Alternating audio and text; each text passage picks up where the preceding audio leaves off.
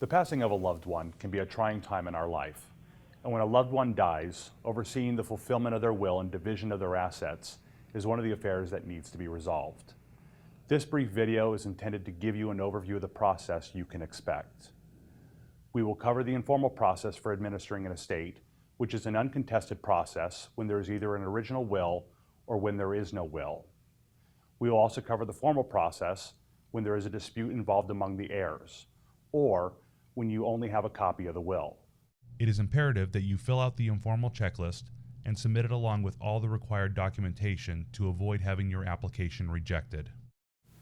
Please note that all the documents mentioned in this video can be found at any of our Law Library Resource Center locations, as well as on our website, www.superiorcourt.maricopa.gov, and the completion of the training for non-licensed fiduciaries mentioned in this video can be accessed for free at www.azcourts.gov/probate/training.aspx. Starting on the informal side of probate, an informal probate is for those estates where the will is original and uncontested. This method requires very little involvement from the court, aside from filing certain required documents. To start the process of an informal probate, the following documents must be filed by a person who is either nominated in the will, or if there is no will, an heir.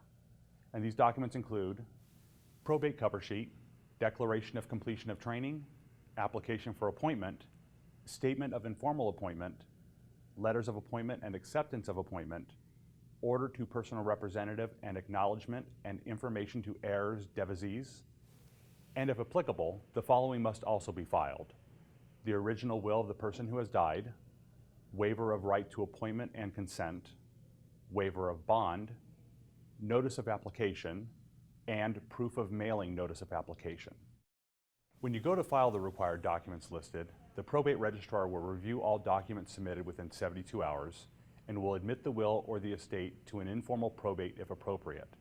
The appropriate documents will then be signed by the registrar, and the clerk will file all the documents, stamp copies, collect fees, issue letters, and certify any requested letters. The appointed personal representative is then required to provide notice to everyone who is entitled to notice, including all interested persons. This is accomplished by completing a notice of appointment and/or admission of will, attaching to it a copy of the order to personal representative and a copy of the will, if there is one, within 10 days of your appointment. Also within 10 days of your appointment, you should complete a notice to creditors and publish this notice in the newspaper. Please see our self-service packet for specific publishing requirements.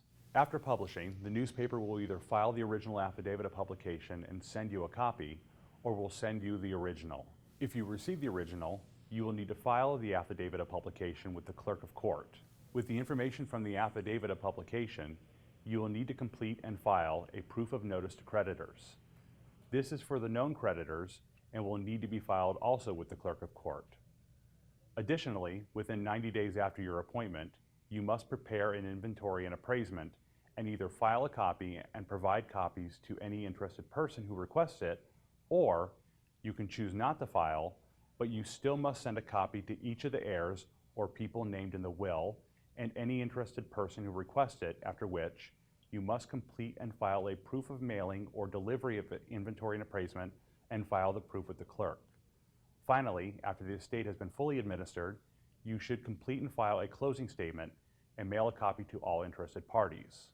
In instances when there is a dispute among the heirs, you only have a copy of the will, or if the requirements for an informal probate have not been satisfied, the case must be filed as a formal probate to allow the court to resolve any disputes, and Arizona law requires the use of the formal probate process when there are issues relating to the validity of a will.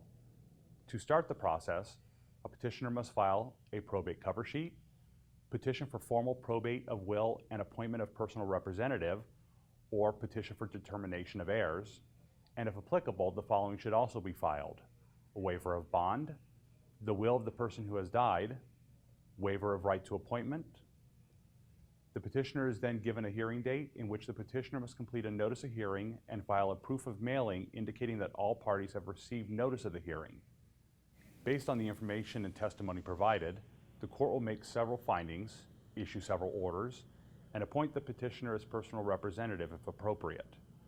The appointed personal representative will then be directed to the file counter for the issuance of their letters of appointment. Before the letters will be issued, the appointed personal representative must complete and file a declaration and certificate of completion of personal representative training and acceptance of appointment. Lastly, once the estate has been fully administered, the appointed personal representative is required to file a closing statement and proof of mailing.